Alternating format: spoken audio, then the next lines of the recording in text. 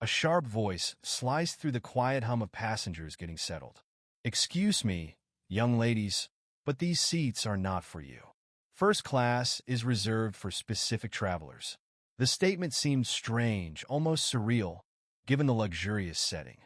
The two sisters, no older than 12, turned from the window, confusion flickering in their eyes. They weren't out of place here. They belonged. The wide leather seats, the hushed elegance of the cabin, the subtle aroma of gourmet meals. It was all familiar, a world they had always known, thanks to their father. The flight attendant, her tone firm yet uneasy, added, "There seems to have been a mistake." For the briefest moment, hesitation crossed her face, like she knew this wasn't just an ordinary seating error, but she quickly steeled herself. Lena and Sophia exchanged uncertain glances, their hearts pounding. What was happening? Who were they being asked to move for? The first-class crew was always professional, always courteous. Something about this felt off. Then a voice broke the tension. A deep, steady voice that carried weight. "Is there a problem here?" The murmur in the cabin faded. All heads turned toward the man standing at the entrance to first class. It was him, their father. Recognition rippled through the passengers. But that wasn't what silenced the room. It was his presence, the unmistakable authority in his stance, the quiet strength in his gaze. Even the flight attendant stiffened, shifting uncomfortably. His voice remained calm, but there was no mistaking the edge beneath it. "Why are my daughters being asked to move?" The flight attendant hesitated. Her eyes darted between the girls and their father, as if weighing her next move. What was really going on? Why was she so quick to dismiss the children from their seats? And why did she seem so uneasy in his presence? Meet Daniel Mercer, a man who had built his empire from the ground up. Once an Olympic champion, now a global business magnate. He had carved his place among the world's elite. But it wasn't just his wealth that demanded respect. It was the integrity he carried, the unwavering determination that had shaped his life.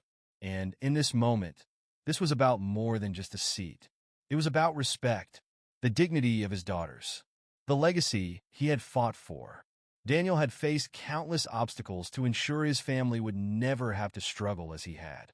And now, a stranger was questioning their place? The mere thought of it was unacceptable. He had always been patient, but patience had its limits.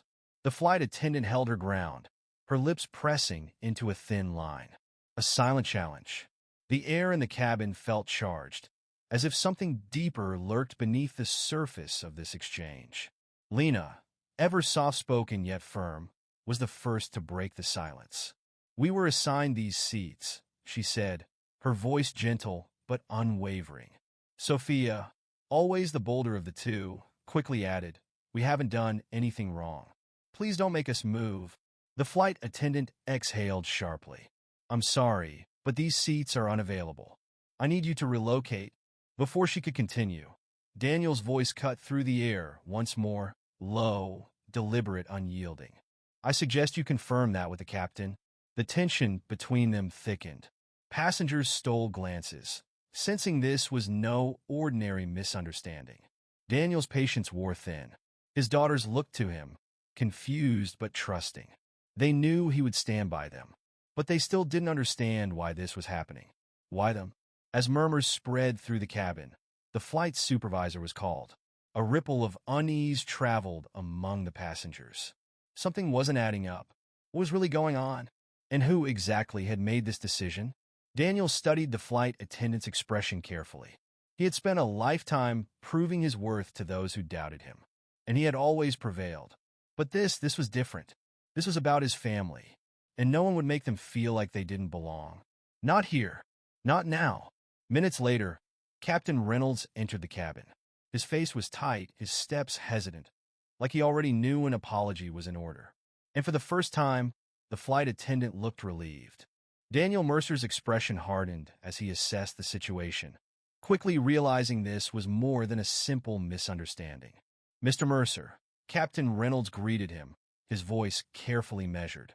"There are policies regarding first-class seating that—" Daniel cut him off before he could finish. "You orchestrated this, didn't you?" His words were like ice, sharp and deliberate. You influenced her to remove my daughters from their seats. The pilot hesitated. I didn't, I mean, Daniel took a slow, deliberate step forward. You assumed I wouldn't notice? That my daughters could be quietly displaced on a flight I paid for, in a cabin that belongs to us right now. His piercing gaze flicked toward the flight attendant. You made a mistake, and now it was out in the open. The system, the bias, the unspoken rules that determined who was worthy of being here. This wasn't just about seats. It was about something far more insidious. Power, privilege, and the assumptions that people make about who belongs where. The flight attendant, visibly shaken, cast a desperate look at the captain. It wasn't my decision, she blurted, her voice cracking. You told me to do it. A hush spread through the cabin. Captain Reynolds' face drained of color. The truth had surfaced. Daniel took in a slow breath, steadying himself. The situation had escalated beyond the control of those who had set it in motion. And now, there would be repercussions. For the airline, for the crew, for everyone who thought they could brush this incident under the rug. But most importantly, for his daughters. Lena and Sophia had been caught in the crossfire of something far greater than a seating dispute.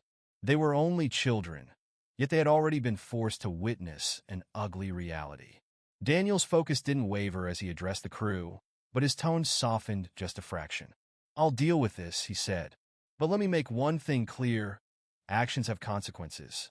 You disrespected my family today, and I will not let that stand. He turned to his daughters. Lena, Sophia, stay right here. Then, with the weight of the entire cabin watching, he issued his final command to the flight attendant and the captain. You will apologize to my daughters. And you will mean it. Silence thickened in the space between them. And then slowly the apology came, not just to Lena and Sophia, but to the Mercer family as a whole. By the time the plane landed, the incident had already begun to spread. The airline scrambled to contain the fallout. A public apology was issued. The flight attendant was placed on leave. Captain Reynolds was suspended, pending an internal investigation. But for Daniel, this was never about public outrage or corporate damage control. It was about something far greater. As he and his daughters stepped off the plane, he watched them, heads held high, confidence restored. He smiled. They had faced adversity, and they had come out stronger. Together, they were unstoppable. And that was what truly mattered. As Daniel and his daughters stepped onto solid ground, the tension of the past few hours finally began to fade. The cold sterility of the plane was behind them, but the weight of what had happened lingered. Lena and Sophia walked with their heads high, not because they were untouched by the experience, but because they had witnessed something crucial. Their father had stood up for them, not with anger, not with reckless rage, but with the quiet, undeniable power of a man who knew his worth and theirs. The media swarmed as word of the incident spread, reporters eager to turn their story into headlines. But Daniel had no interest in spectacle. He wasn't here to make a scene. He was here to set a precedent, to remind the world that no one, no matter their status, background, or appearance, should ever be made to feel like they don't belong. That respect isn't a privilege granted by others. It is a right. As they made their way through the terminal, Lena slipped her hand into his. You didn't have to do all that, Dad, she murmured. Daniel stopped, kneeling so he was eye level with both his daughters. Yes, I did, he said firmly, because today it was a seat, but tomorrow it could be something bigger, and I won't let anyone make you feel like you're less than what you are. Sophia nodded, her young face set with newfound determination. They understood now. It was never just about first class. It was about standing your ground, even when the world tries to push you aside. And as they walked away, leaving the chaos behind, Daniel knew one thing for certain. His daughters would never forget this lesson, and neither would the world.